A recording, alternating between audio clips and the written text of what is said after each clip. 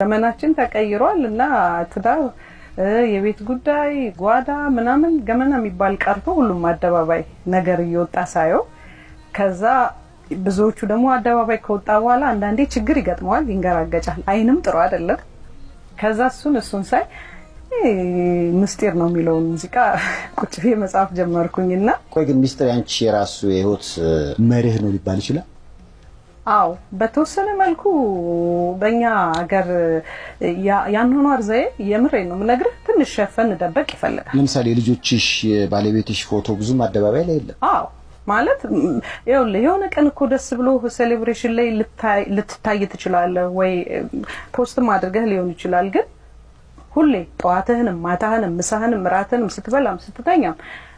ዝም ብለህ ውሎህን በሙሉ ሜዳ ላይ ማውጣት የለብህም ይላሉ ሙዚቃው ላይ ምንድነው የሚለው እናቴም እንደነገረችኝ አያቴም እንዳጫወተችኝ ፍቅርና ቡና ለዛለ ስክና አርጎ ላጣጣሙ ስክና ድብቅ አድርጎ እና ሽፍንፍን ይወጣል ቤቱ ከጥንት ነው ከመሰረቱ ነው የሚለው ግጥሙ በቃ ይሄንን አሁን የታዘብኩትን ነገር ትዝብቴን ለማጋራት ነው ለህቶቼ